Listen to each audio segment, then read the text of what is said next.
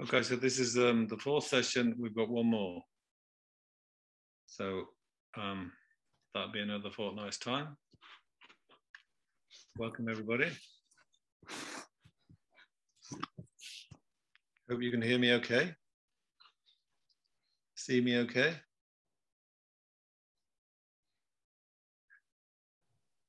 So I'm going to start from verse 22 on the teaching side, but on the reading side, just to begin with, we'll just recap as before with a few verses.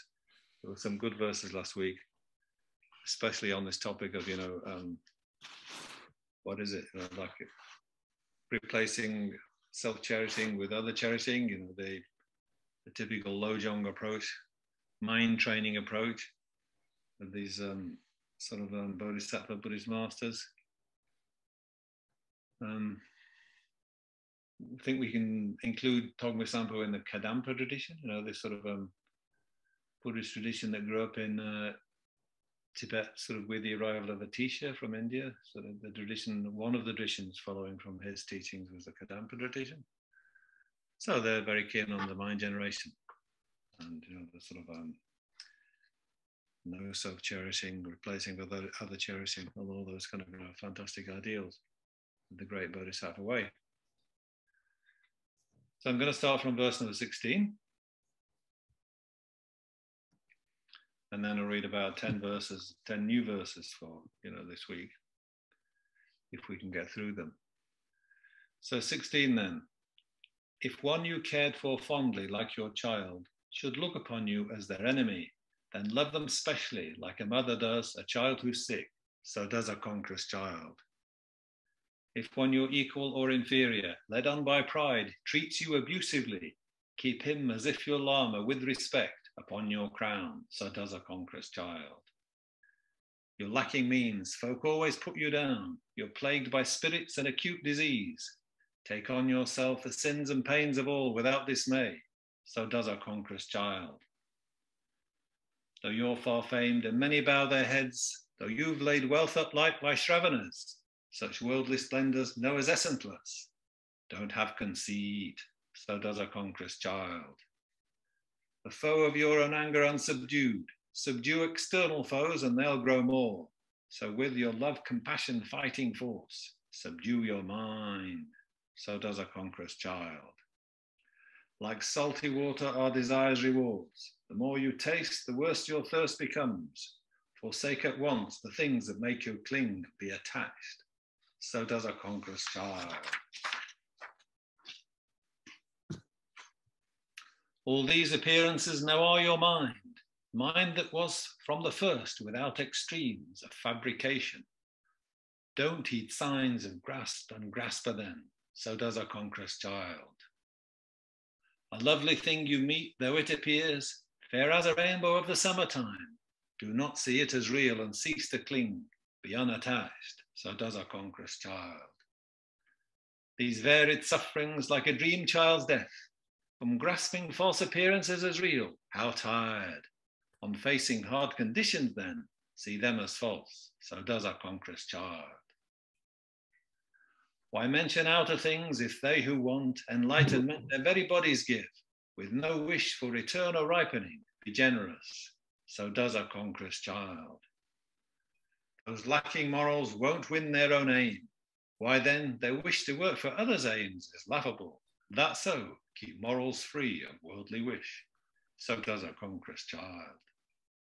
For conqueror children wanting virtue's wealth, all harm doers are akin to treasure trove. Thus cultivate the patience of non-hate towards all beings, so does a conqueror's child. Just for their own sake, hearers, self-made ones, yet strive like dousing fire when heads ablaze, saying this, make joyous effort, source of good for all beings' sake, so does a conqueror's child. By insight with quiescence well endowed, afflictions are destroyed for good, saying this, develop concentration pure beyond the formless fall, so does a conqueror's child. Devoid of wisdom, 5 perfections can't bring full enlightenment. Have method then, and cultivate the wisdom that does not conceive 3 spheres, so does a conqueror's child. Yeah, so that's that's a slice out of the text. So as I said, we had good words yesterday. I'm just thinking it's not about me, it's sort of a team effort. It's never about just me, just this one life, just this one personality. And indeed, you know, never doesn't seem to be like about this one civilization or just even this biosphere now, you know. We've got to think even bigger than that in our sort of, you know, a project for our, you know, course of action. So this is like impermanence, you know, there's always a good talk about, you know, the triple world's impermanence, like autumn clouds, the birth and death of beings, like looking at a show, the passage of a life, like lightning in the sky, so swiftly rushing, like a mountain waterfall. So these words about impermanence, spoken to the Buddha, I think, you know, spoken to Siddhartha before he was a Buddha, you know, telling him to get on with his destiny, you know, leave home, leave the palace, and get on with your the completion of your bodhisattva path. And you know how much more impermanent the world seems now than then. So we've got to make this little sparkle of intelligence we have, you know, we've got to make it into a bright glow of wisdom and a warm light of compassion. A warm light of loving, a warm light of loving kindness. There's not much left to do. So how do we do that? We purify our negative deeds, you know, purify our sort of negative karmic deeds. I'd like to talk about that, but not really enough time. And then, you know, don't trust the illusions of this world. Don't trust, you know, this impermanent, inconstant, illusory world of samsara. Don't look for our pleasures here. Don't look for the pleasures just in the world of physical reality. You know, get to know your mind. Look within one's own consciousness, and then find sort of, you know, the sort of more illuminating truths of life. You know. We cut away all suffering by lifting ourselves out of our present ignorance. Yeah? So it's by ignorance, by getting rid of ignorance and dullness that we're going to do that. So it all depends on developing love, developing the power of our intelligence, like to the highest level, taking us to you know sort of the Buddha level. So the field of our activity is other sentient beings. So make their welfare our main concern. So that's the kind of the theme of this these verses. So last week we had you know, a number of you know, dodgy circumstances you might find yourself in, even having your head cut off, or you know, you're sort of somebody who loved you, who you loved very fondly, turns against you and is now your enemy. You know, so all these different kind of circumstances, which if you were just you know, easily give rise to your, you know, unwanted kind of afflictive emotions, anger, you know, frustration, downheartedness, pride, all those things, you know, they could be, you know, just sort of easily sort of stimulated. When your enemy, who you love so carefully and looked after so well, turns against you, you know, so you don't let your aggression torment you into, you know, just being, you know, returning hatred with hatred. That's not the way. So you have to love the person even who has you know, betrayed your trust like that. And in the thick of troubles, you know, when negatives and suffering's piling down upon you, you have to, you know how to, well, what it recommends is you take other suffering. At that point, you take other suffering upon yourself, at least mentally. The skillful mental practice of taking and giving, which we tried. So if you've got anger inside you, you know, you'll always find enemies. It's like, it's not like your anger is just is your kind of, you know, strong emotion with which you can strike down your enemy, you know, anger, you know, leading you to aggression, and you remove your enemy. But if you've got an anger inside you, it's always like, you know, going to come up and find another enemy to be angry with, because that's your kind of an impulse in your mind, a sort of compulsive thing. So yeah, so that's not the way to do it.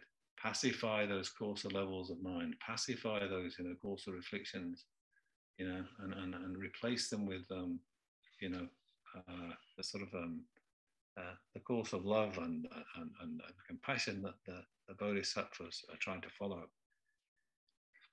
Yeah, so that's you know, pacify those coarser levels of afflictions, then you can get down to the subtle, more skillful levels of you know, of ways of thinking. You know?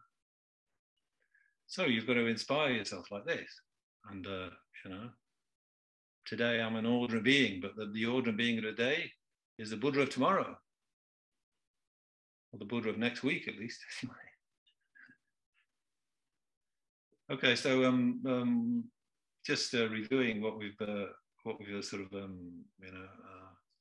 looked over last week. Then now we're on the side of that was all on the side of sort of conventional truth, really.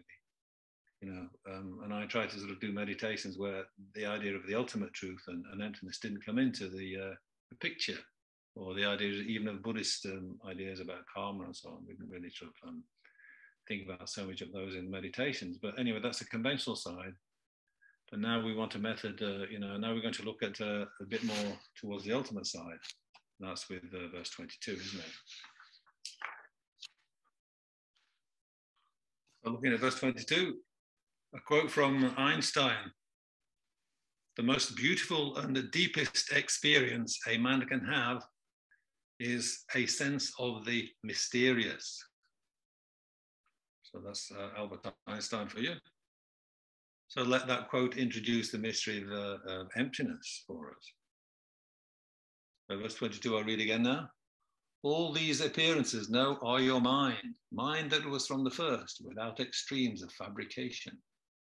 Don't heed signs of grasped and don't heed signs of grasped and grasper then. So does our conqueror's child."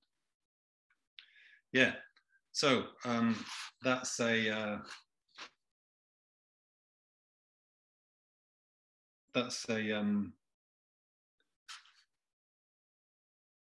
obviously on the emptiness side there. So all these appearances are your mind. That's very kind of, that sounds, so all we've got in the world is our minds then, is it?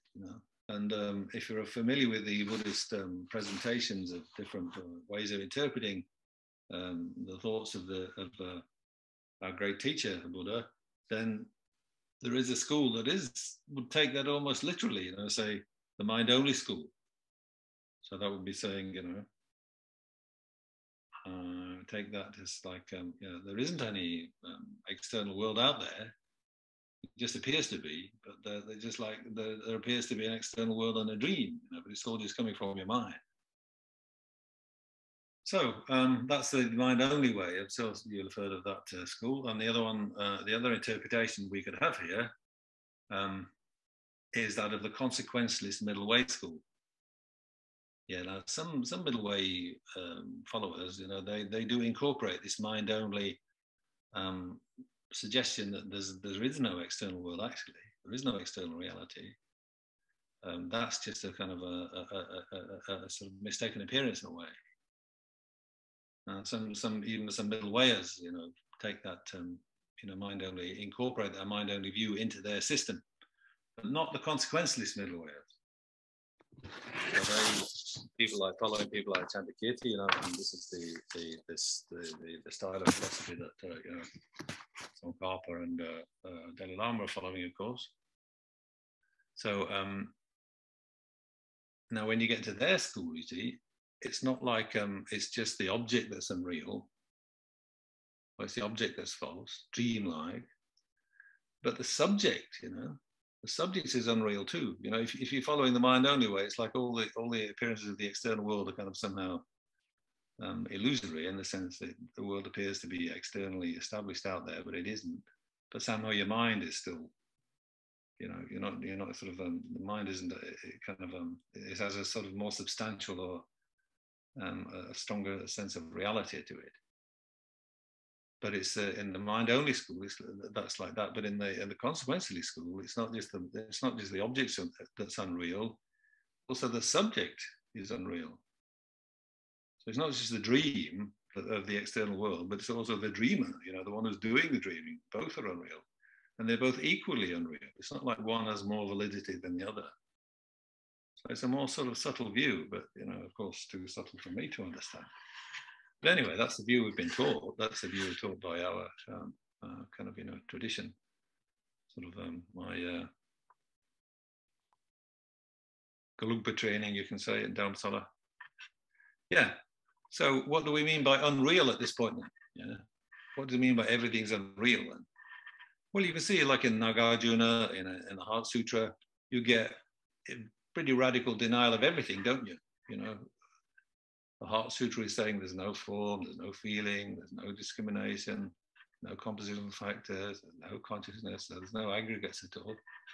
And Nagarjuna is saying something very similar. Like there's no coming, there's no going, there's no cessation, no arising, no severance, no permanence, no oneness, no separateness. They're into a really radical denial, but what do they mean? So following on from that, the later scholars like Tsongkhapa of the many centuries later in Tibet, and but taking is not denying anything Nagarjuna is saying, is just adjusting it. It's just like interpreting it in the most sort of skillful way. It's not arguing against those quotations. He's just saying this is how you should understand them. And it's a more nuanced kind of presentation, isn't it? And Dalai Lama, following Tsongkhapa, let me give a quote from him. So this is Dalai Lama commenting on verse 22 here. So talking about a phenomena, any phenomena. So it could be just your mind. It could be like an external phenomena, like a pot. Any old phenomena you choose. So it says like when you search for it, you don't find it. But what do they mean? Does that mean that the phenomena doesn't exist? And Dalai Lama says no. It's not because of its non-existence that we are unable to find it. So in denying all those phenomena, don't just think it means they're completely non-existent. Something like a pot, for instance, or a cup, it has a function. Therefore, it must exist. And it has an effect, it has a wholesome or unwholesome, some effect upon us or upon our environment. So when something has an effect on us or the things around us, then, it's plainly got to exist. And, we can see these things. We can see things like pots and cups, so they exist in our line of vision, he says. So he says, we can deduce that it is not because of its non-existence that we fail to locate its nature. We can be quite sure that it does exist. But if we go on exploring, looking for its objective existence, we do not find it. So that's the point, yeah? We don't find it when we expect it to have an objective existence. Yeah. So some existence of its own, some existence by way of its own reality. So it exists, but not through having that kind of sort of exaggerated reality of existing by way of its own nature, by way of its own power. It certainly appears to exist like that. But that's another matter, we don't say that aspect of the appearance then is delusive. Yeah. So in that verse there, in verse 22, you've got all these appearances now are your mind that was from the first, without extremes of fabrication. So even the mind, you see, is just like the appearance of the external world to us. Even the mind has got to be seen to be, kind of unreal, like external objects. And how to see it then? How should we know it? How should we consider it to exist? It's free from the two extremes, free from the extremes of non-existence, which we've just discussed. And the other one is free from the extreme of inherent existence. That's the other extreme it's free from. Free from inherent existence, free from this objective existence we just talked about. Yeah, so that's the mind and the outer things are all, false in the same way. It doesn't exist inherently then, so how does it exist? Well, it just exists in the perspective of your mind. And the Tibetans again and again say, because it's merely imputed by mind. So that's the meaning of all these things. Know all these appearances are your mind. It's like, know that they're all just, posited or put forward by your mind as interpretation.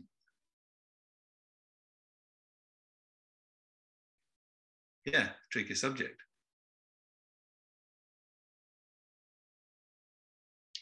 And then just to clear away the meaning of the last two lines, and don't heed signs of grasp and grasp by then. So the grasped is the object that you grasp to be inherently existent.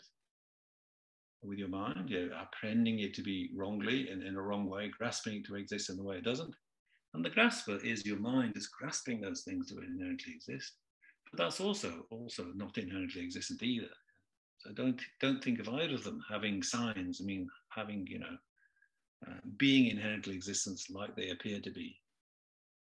So that's a false appearance. So just give me a moment, will you? Let's break off a minute.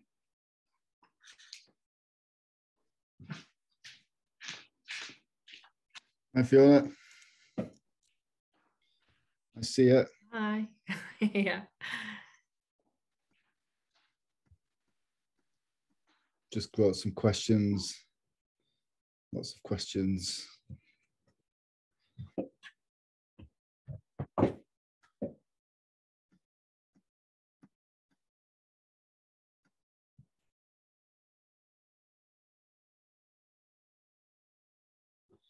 For me, the word objective is easier to understand, but you don't hear it used that much, funnily enough.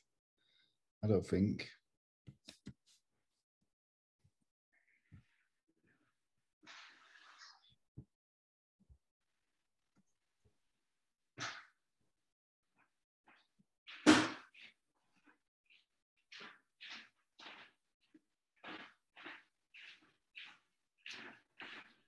Do you have the recording from the last session? Yeah.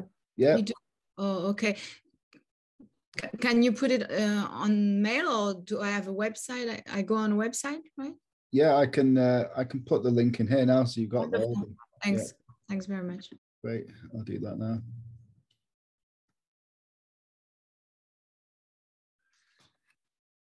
Okay, good. They're all recorded. That's nice. Okay, so then maybe just leave it there for the time being, because the meditation I'd like to come back to at the end is on the ultimate side. So we have to sort of get our thought processes going on that, and when we get through the rest of the verses, maybe. That's all right. So then, 24, 23 and 24 are then about, developing attachment, developing anger, how these kind of unwanted kind of afflictions arise, and, how to see through them by, if you've got some understanding of emptiness, or at least of dependent arising, so you can put another way, or the best way of, putting your afflictions, in their place, keeping them from defiling your mind and upsetting you and leading you into wrong behavior, and eventually, getting rid of them altogether. So, 22 is like, the meditation state when you meditate on emptiness, all these things are kind of completely empty of inherent existence. And then 23 and 24, like in the post-meditation state, when you go about your business in the world and you're challenged by people's funny behavior and difficult circumstances, what do you do? Well, you have to remember that things just have no inherent existence. So the first verse is like, a lovely thing you meet. 23, a lovely thing you meet, though it appears fair as a rainbow of the summertime. Do not see it as real and cease to cling. Be unattached, so does a conqueror's child. So, it could be a lovely thing that you really want, really, really attached to, you really would like to have, but you can't have it for some reason, whatever. So then what do? If you want to understand that there's some reason why it's not legitimate for you to have that thing, something you just really long for, but it's not for you, so you can see it as empty of inherent existence, just like a dreamlike appearance. And then you don't get carried away by like it really is as beautiful, it really is as powerful to make you happy as it seems to be, And then in 24, it's like the opposite. If you have a terrible experience, something really awful experience, then how to not to get to be too distressed or too pulled down into sorrow or maybe anger and aggression because of it. In the example it's given, it's more like grief and sorrow than anger.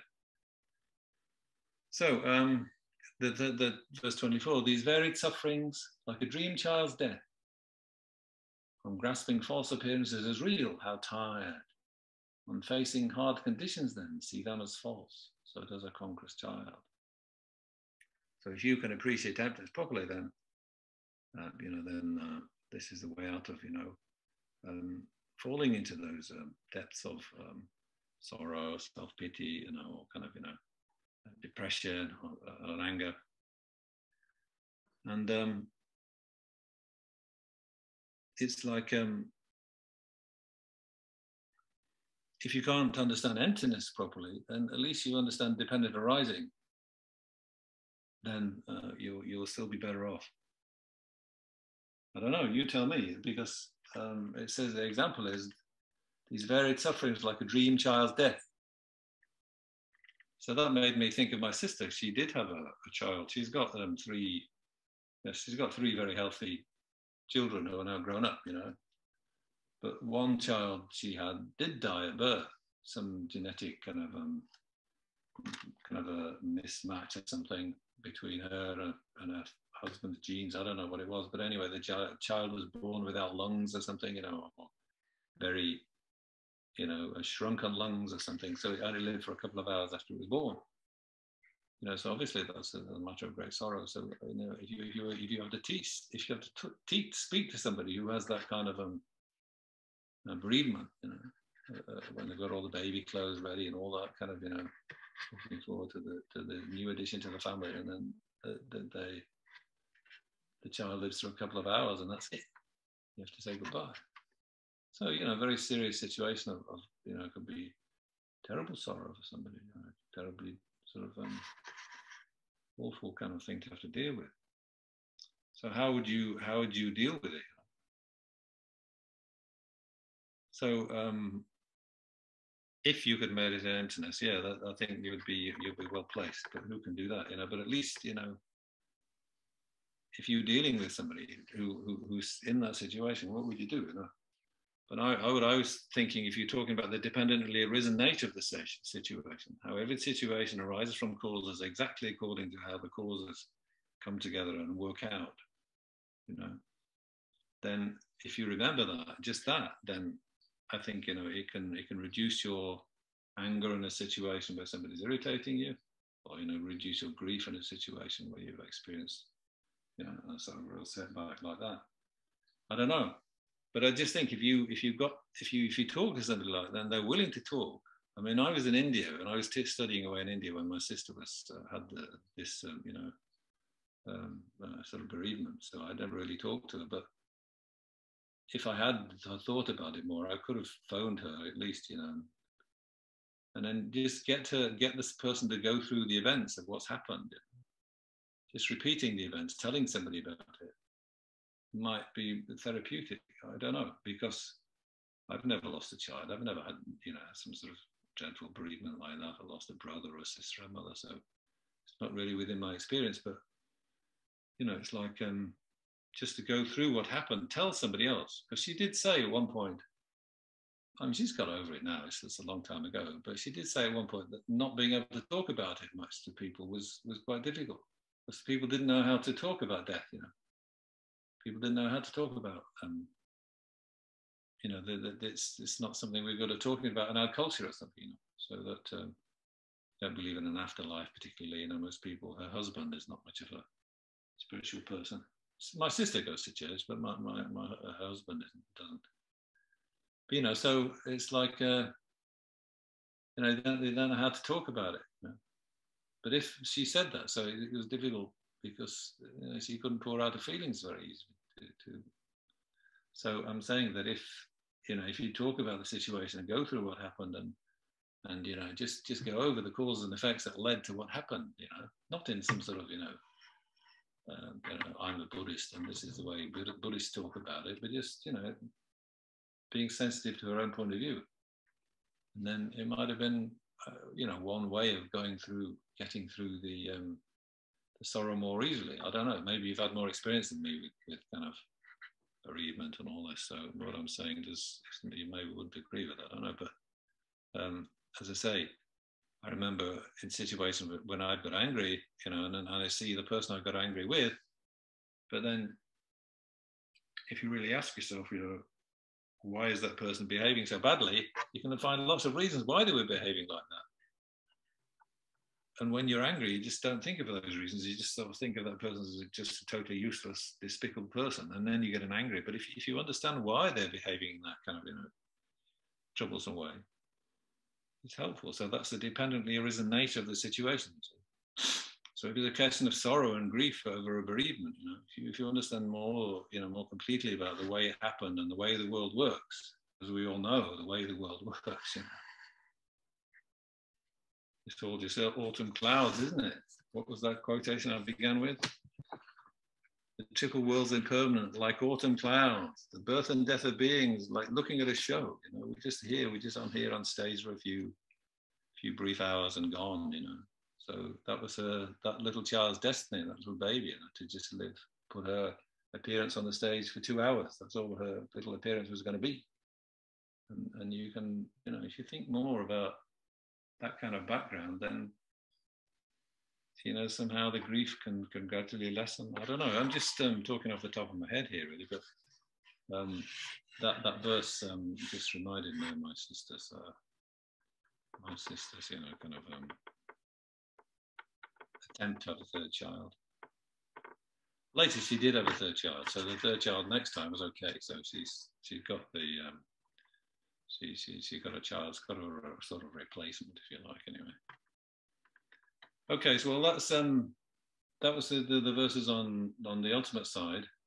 Now the next 6 verses are just on the 6 perfections. So this is again a way of condensing the Buddha Bodhisattva's path, isn't it? 6 perfections. 37 practices is Togme's the Conqueror child. Togme Zangpo's kind of presentation of the Bodhisattva path in 37 stages or 37 facets or something. But in the Lamrim, you'll find, what does the Bodhisattva do once they've really decided to get in line for all sentient beings? Well, they have to practice the 6 perfections. So all 37 of Togme Zangpo's practices, presumably, you can fit them all into these 6 perfections. I haven't tried to do that. But anyway, we just have a quick skim through these, just to remind us what they are.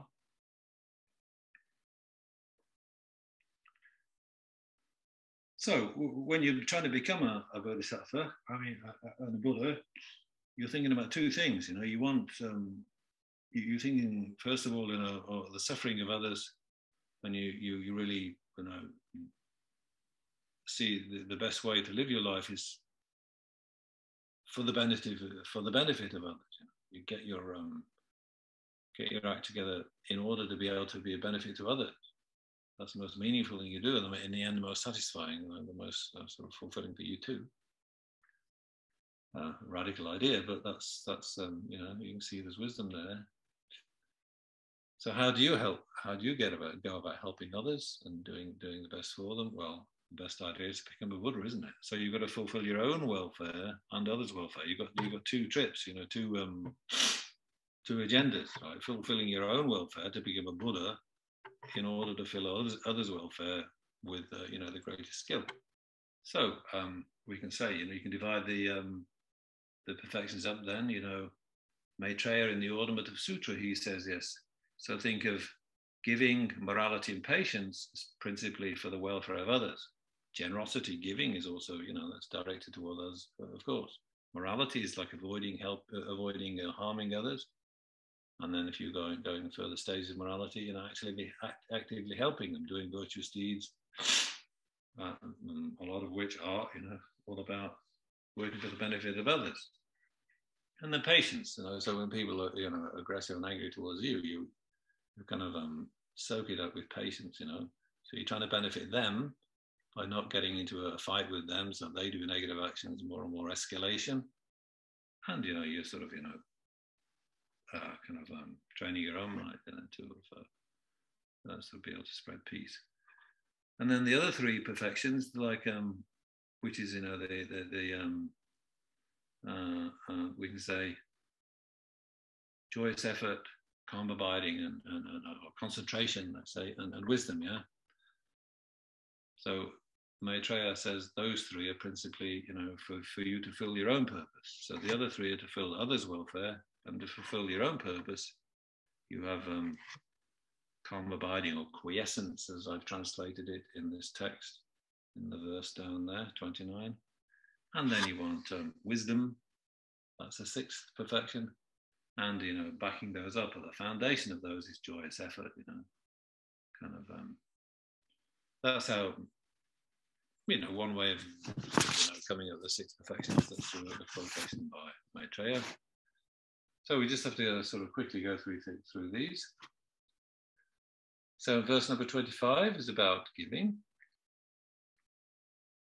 Why mention outer things if they who want enlightenment their very bodies give, with no wish for return or ripening? Be generous, so does our Conqueror's child. Yeah, so the three types of giving of material possessions, giving of protection to those who are vulnerable, and then giving of dharma. So that's three types of giving. And then he talks about, you even giving your body away. So there's little stories in the Bodhisattva tales of Buddha working to become a Buddha, Bodhisattva level, even giving their own bodies away.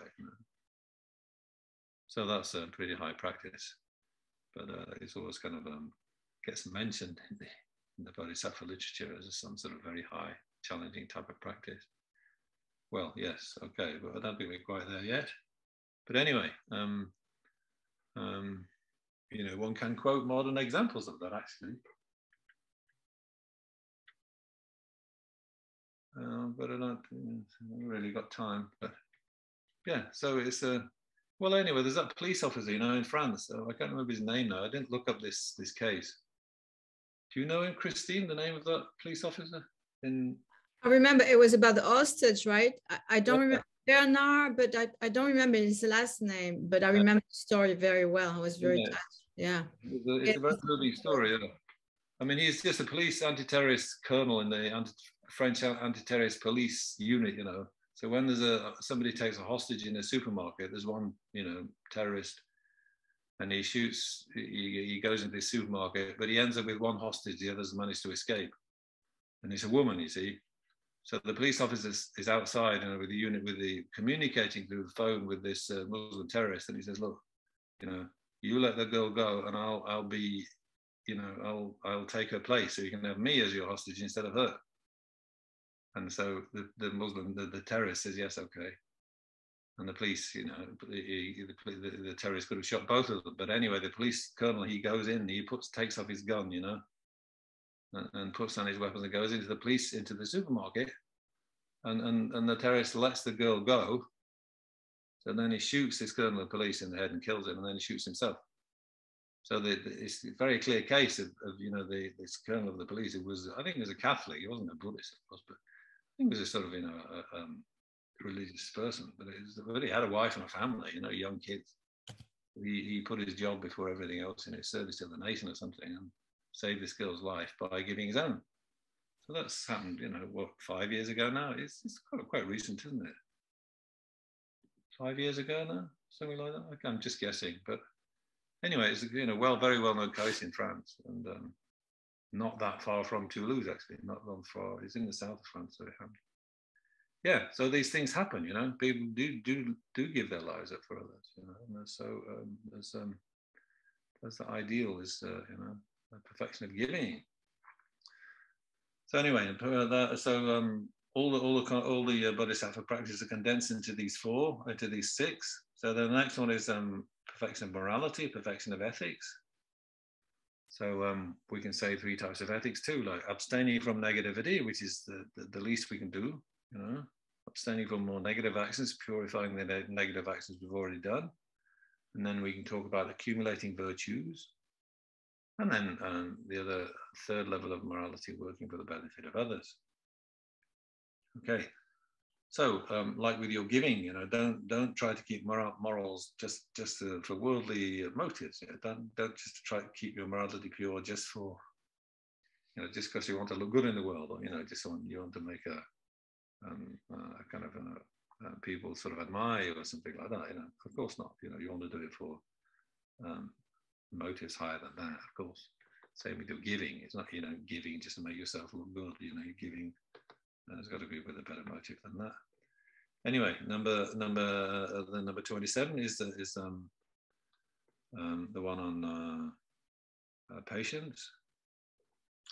So, for Conqueror children wanting virtue's wealth, all harm doers are akin to treasure trove.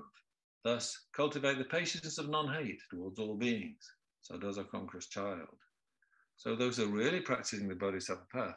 When somebody comes along who really tries their patience, you know, somebody who's like really pushing you out of your kind of comfort zone, then you value that. You don't say, "Oh, I wish they'd go away. Get rid of them. We don't want them around." You know, and sort of maybe, you know, kind of sort of be nasty to them to get rid of them. No, you say you welcome that kind of person. Say, yeah, this is really a chance for me to practice. Yeah? So they're bringing up my sense of, you know, injustice, or my sense of self-cherishing, or my sense of kind of, you know, self-grasping. You know, that's when you really feel yourself to be inherently existent, when somebody's bugging you, or when you're in a situation of fear or, you know, annoyance. So that's good. Then you can really see how well you're doing. You know, and it's a chance to sort of say, well, this is what the inherently existent self really feels like. So then you can apply your antidote. So the person who's doing you harm or bugging you or annoying you, it's like, you know, you kind of really try to watch your mind as you're reacting to them. You know? You see your anger arising, you say, well, who's getting angry? And it's this person you're grasping to inherently exist. Me, who inherently exists, they've no right to say things like that to me. You know? But it's just a totally false I that you're dreaming up that's getting offended. And if you can see that, then it becomes a kind of you know, interesting experience to deal with somebody who's you know, annoying you. Of course, they're taking up all your time, you know, and you haven't got time to deal with them, you know. But you've got to overcome that, and you know, see how well you can deal with them. And then you feel you're making progress, yeah, because you've dealt with the situation properly that you've never been able to deal with before, because you just get irritated or upset, you know, want to get away from that person and hope they'll leave you alone, you know. So that kind of thing. Okay, next verse. So this is the one about joyous effort, 28. Just for their own sake, hearers, self-made ones, yet strive like dousing fire when heads ablaze. Seeing this, make joyous effort, source of good for all being safe. So does a Conqueror's child. So the hearers and the self-made ones, the hearers are the ones who are going for individual liberation. So they're very keen on the Buddhist path, but they're not going to Buddhahood. They're going to this sort of solitary peace where they're just have nobody bugging them, nobody bothering them anymore. And the self-made ones, they're the Praitya Buddhas. You know, they're both anyway. The people are going for this individual liberation, so they're not going for full Buddhahood. But you know, even though they're not kind of got the sort of whatever it is, the courageous qualities that you need to go all the way to Buddhahood with this much longer path. Still, you know, they're struggling very, very enthusiastically and with great effort to get themselves out of samsara. So they're striving like somebody whose hair's on fire. You know, we got to put it out immediately. So very vivid image. But if you're going to be a bodhisattva, you know, you look at them and you say, yeah, so I've got to practice like them, you know, make great joyous effort. You know, I'm motivated not just for my own freedom from suffering, but you know, for all being saved. So, you know, just take your cue from them and make your efforts to generate joyous efforts, sort of just like them, better. Okay, so then 29 is the one about concentration. By insight with quiescence. So this is some might translate it as calm abiding, or there's many different translations, of course, for that. Serenity is in one translation of Lamrim Chenmo, isn't it? The big Lamrim, they say serenity. By insight with quiescence, well endowed, afflictions are destroyed for good. Seeing this, develop concentration pure beyond the formless fall. So does a Conqueror's child. Yeah. So we want insight, wisdom. That's coming up in the next chapter. Sort of the next verse 30. The sixth perfection is wisdom, but wisdom on its own is a bit, it can be a bit unsteady. You can go into meditation and emptiness, but you'll come out again because your mind isn't, able to maintain that level of, sort of subtlety for very long. But once you've got calm abiding, or the essence, then your practice can be very steady. And there's one teacher called Tenzin Zopa, who's also written or did a commentary on this text for his Buddhist center. I think it's in ABC Center in Singapore or something, one of Lama Zopa's close students. So he said, then your practice becomes steady like a waterfall, like the sound of a waterfall. Once you've got your calm abiding, your mind can practice steadily. You can really sort of achieve progress on the path because your mind can, stay with its objects of meditation without distraction for as long as you need. So that's how ideally we should be. We want the union of calm abiding and insight, the union of calm abiding, quiescence, and wisdom. And that will be much better than just this mere levels of concentration within cyclic existence. The formless four on the last line there, they are very high levels of concentration. But I think the author is thinking of them there as not, they're not just confined to Buddhists, like the non-Buddhists of the Indian tradition. They also do these, achieve very high or very deep levels of concentration. But they're not concentrating, not meditating on selflessness. They're not meditating on, Buddhist wisdom. So they achieve these high levels of concentration. Maybe they think those high levels of concentration are even liberation, but they're still within cyclic existence because they're still grasping this stuff. So all those high levels of concentration might be very powerful, very deep. Still, the Buddhist concentration goes beyond that because it's concentration connected with or in union with the wisdom realizing selflessness.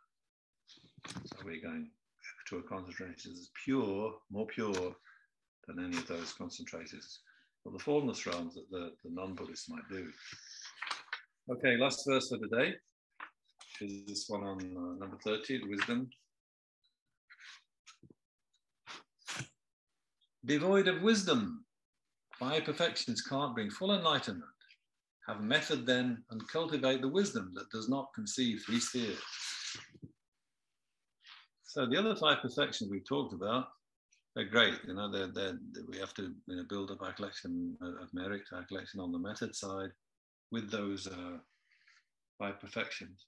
But unless they have, the wisdom of selflessness and leading them, they won't lead you to Buddhahood. The Chandrakirti talks about them as being sightless perfections. And you need the insight of wisdom, so that they will lead you to perfection. They will lead you to Buddhahood.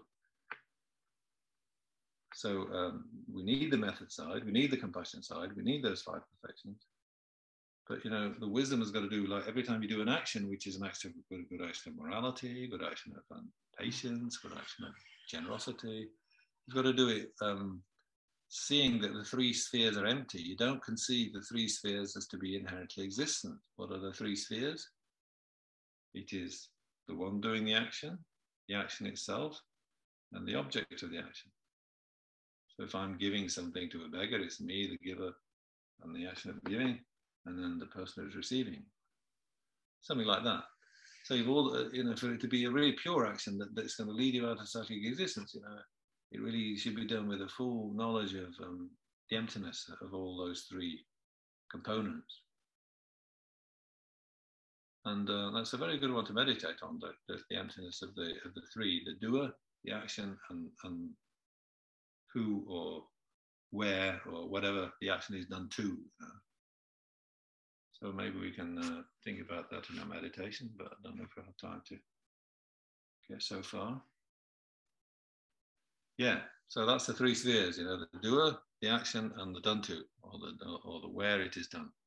And you got to see them all as inherently existence, and then do your action from that perspective, with that kind of freedom from any sort of self-grasping or self-cherishing. And then it'll be really pure, like whatever uncontaminated action leads to Buddhahood. Anyway, so we've got to try and put some of those words, to ourselves now, and just have a little meditation and think, well, can we make sense of any of this, particularly the emptiness side of things? So, as I say, we just take as I suggest, we just take a couple of moments to have a few calming breaths. Let the mind settle down a bit. Look inward and gather a bit of concentration, gather a bit of balance. Just a few mindful breaths as you just let your mind calm down a bit and your body become comfortable. Straight back probably is best. And then, just relax any points of stress.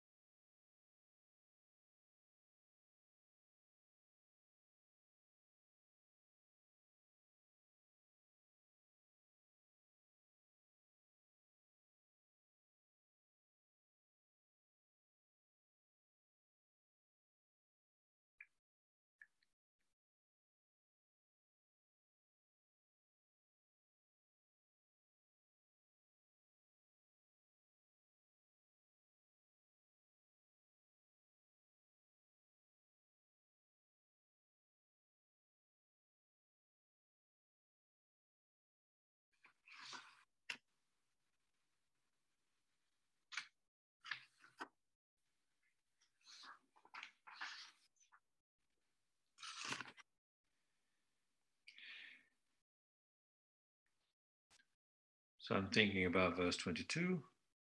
All these appearances now are your mind.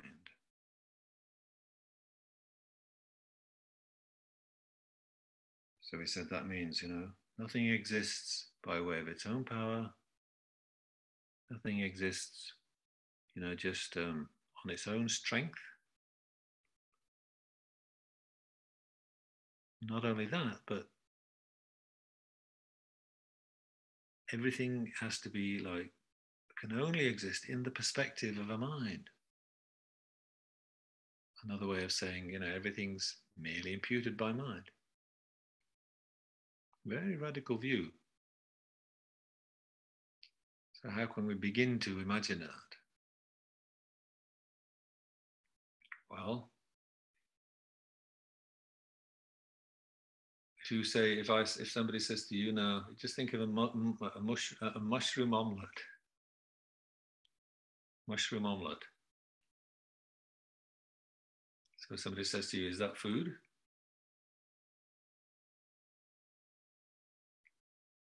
Well, of course you're going to say yes, aren't you?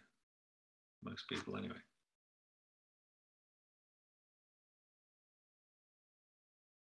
And now somebody says, what about a mushroom then? A mushroom, is that food?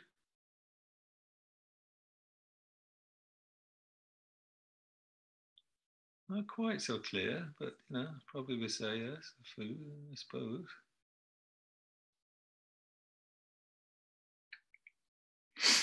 In English, we have this distinction between a mushroom and a toadstool. Yeah? Mushroom or toadstool. But how clear a distinction is it?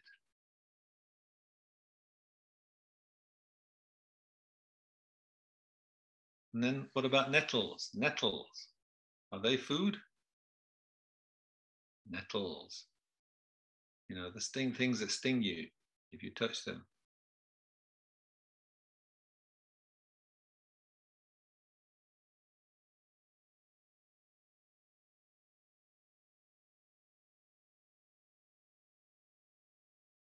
And then the last one is grass. Grass, green grass. Is that food?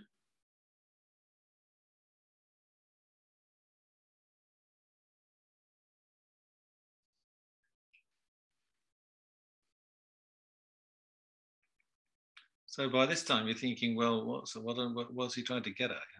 Yeah? Food? I wouldn't ever eat grass. Can't imagine I could survive on grass. Who would that be food for?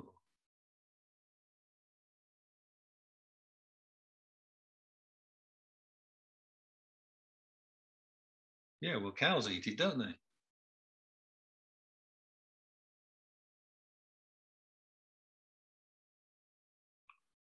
And something that we'd probably definitely say is food, like mushroom omelette. Yeah, but you offered a mushroom omelette to, let's say, a hungry kingfisher, a bird, kingfisher that just eats fish, little fish. If you offered a mushroom omelette to a kingfisher, a hungry kingfisher, would they eat it? Very doubtful.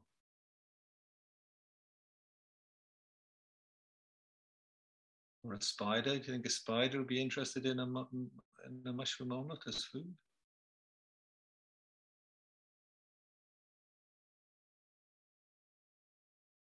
Or a hippopotamus?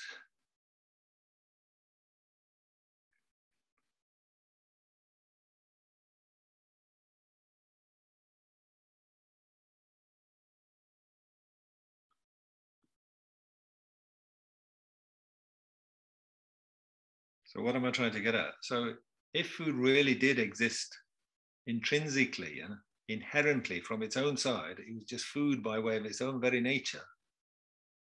Yeah, it really was food just from its own side. Never mind people's, mental preferences. Never mind people's mental, how do I come at this object? How does it appear to me in my mind? How do I look at it? Or how does the other guy look at it? How does that animal look at it?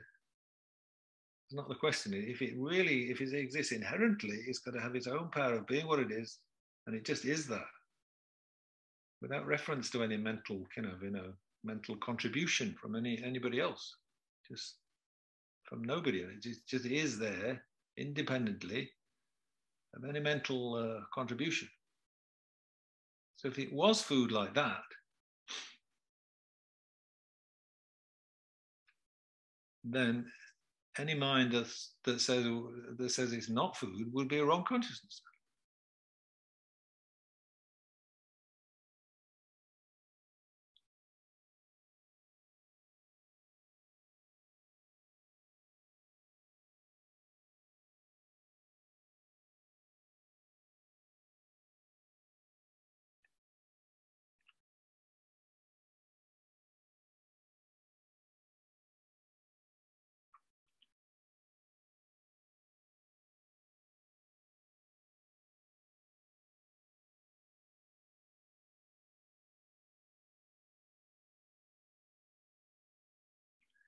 So something's only food in dependence upon an eater, isn't it?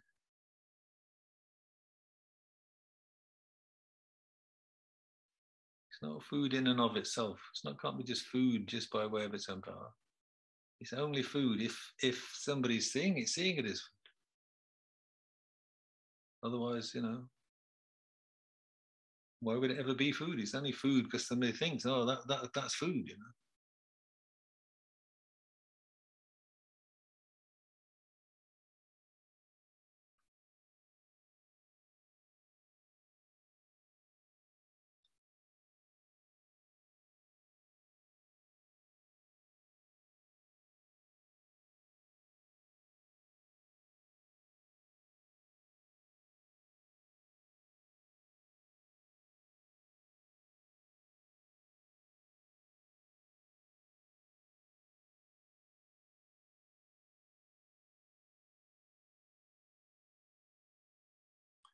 So then you say, oh, well, it's too confusing if you think about food in general. Why don't we just stick to human food? Don't worry about what other people think, or other creatures think. Grass is food for cows. Nettles humans can eat, actually, and they do eat. But it's not a very common food, let's say. And you don't usually look at a bunch of nettles and think, oh, food, do you? You just think of them as weeds or as kind of, green plants. You don't usually think of them as food. But anyway, you just think of human food, yeah? Just don't confuse it with general food. Just think of human food. So you might want to say, mushrooms or the mushroom omelette. Let's stay with the omelette, the mushroom omelette. That's human food. That's human food. But it still can't be human food from its own side. The kingfisher doesn't want to eat it. The hippopotamus doesn't want to eat it. But it's still human food. But it can't be human food from its own side. It can only be human food in dependence on a human being.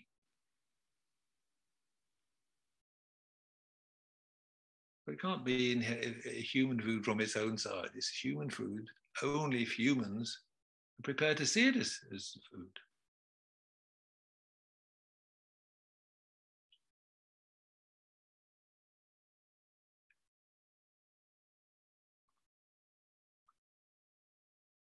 So it's human food in dependence upon the human digestive system.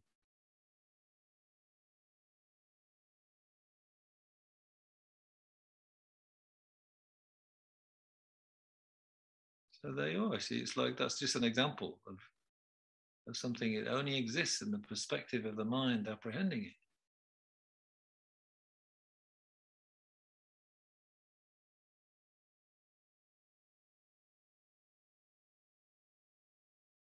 And everything's like that. That's the complicated thing. You might be able to imagine that with food, or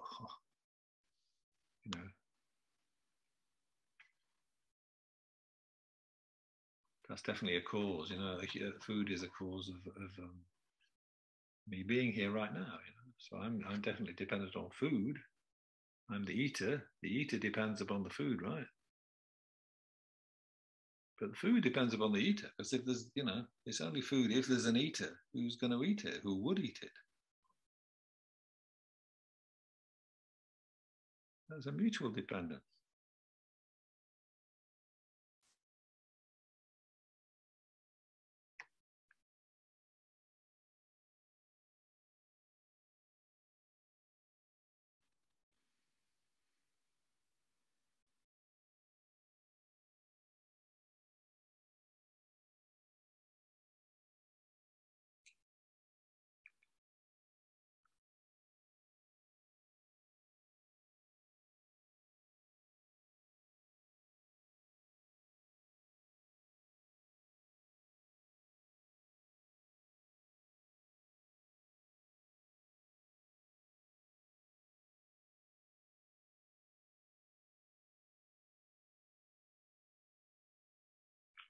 So that brings us around to the three circles.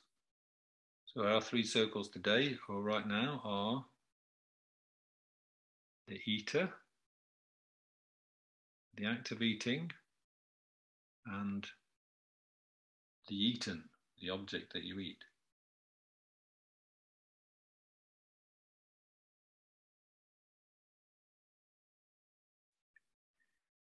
And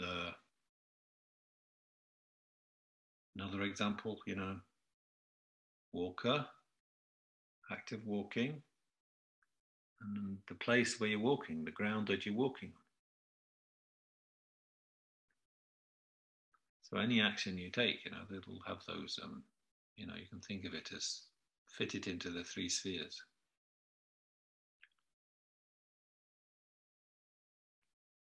So the point is here how they're all three are just mutually dependent upon each other.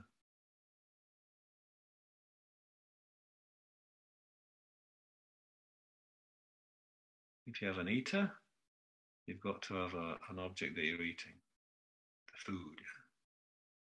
So then there'll be the act of eating. But, none of those can exist without the other two, can they? Or the walker, the act of walking, and the place where they're walking. So nobody can be a walker from their own side. Nobody can be an eater just by way of their own power. They just are that intrinsically. It's impossible.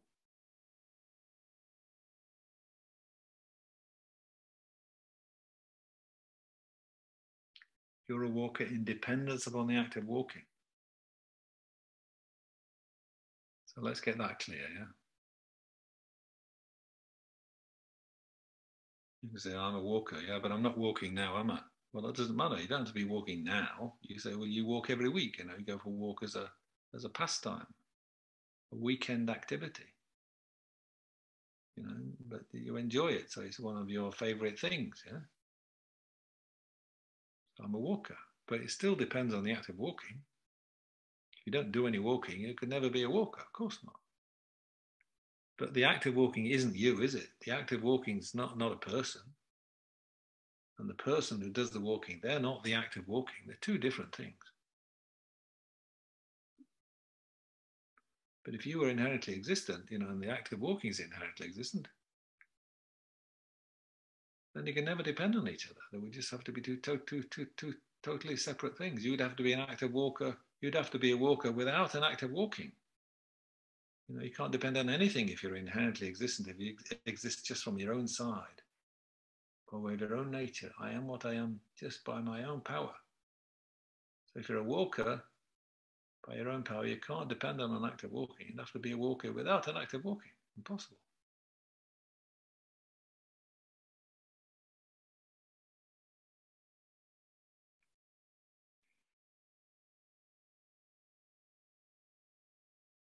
So at that point, you can begin to get a feel of the emptiness, you see. There's nothing there like a walker or the act of walking or eater or food, you know, from its own side. It's just there by, you know, mental involvement. There's nothing there that's really itself by its own power. And that's, if you see that, that's seeing emptiness. That's releasing yourself from, you know, the ground of you know, the wrong consciousness that just leads into all your afflictions, actually. It is all dreamlike, you see. There's nothing there from its own side. It has to be like as you mentally, you know, posit it, as you mentally interpret it. So that's very much like a dream, but we're talking about waking actuality here now. But it's dreamlike.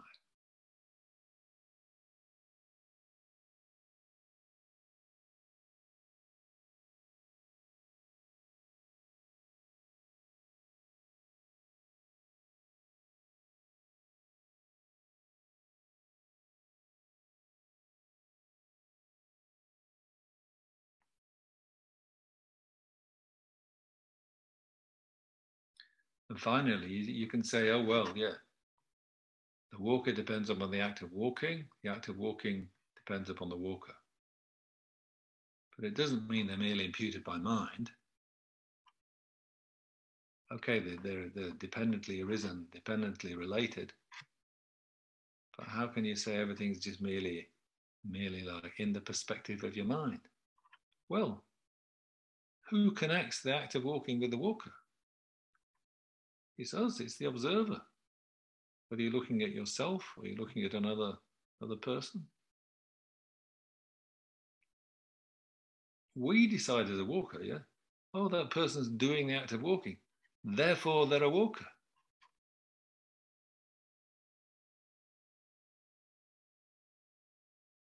So he's only a walker by us imputing him to be a walker. How do we decide he's a walker? Because he's doing the act of walking.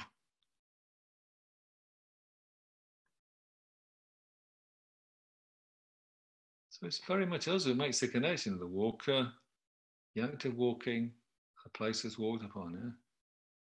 The eater, the act of eating, and the food. Why is that food? Because somebody eats it, you know, because it's edible, you know, it's human food, because it's edible for humans, and the humans are eating it.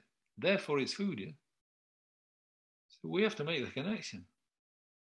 It's human food because humans are eating it. That's why it's human food. So those things don't connect up by themselves. It's like that, by their own power connected. We connect them in our own minds. We make the connections. So it's all to do with our mental, you know, our mental kind of, you know, conceptualization. You're not a walker from your own side, just by your own power. You're a walker who depends on doing the act of walking. And you see that you do the act of walking, therefore you know you're a walker. You can impute that you're a walker in dependence upon that act of walking. And you're only a walker by your own imputation, not by any inherent nature. So that's the subtlest level of emptiness, mere imputation. Subtlest level of dependent arising. So then you can realize emptiness if you realize that.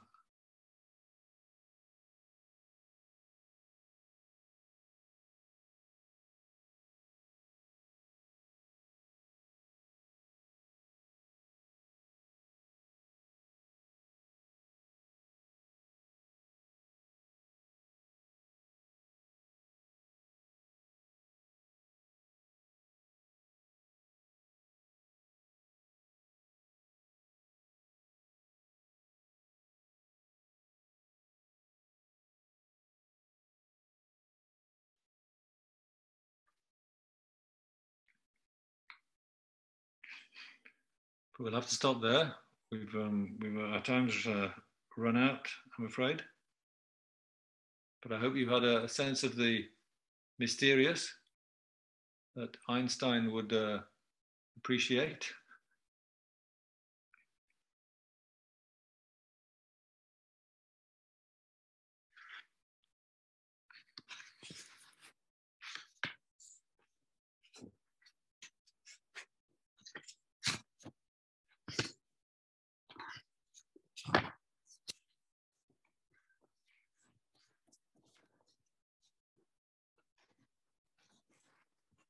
The most beautiful and deepest experience a man can have, or a woman, is a sense of the mysterious. That's Einstein. Okay, I like it. Thank you for listening. See you in a fortnight's time, I hope. Thank you very much. Good night. Thank you, Geshe-la. Thank you, Jason. Yes, thank you to Jason for doing the Zoom work. Good night.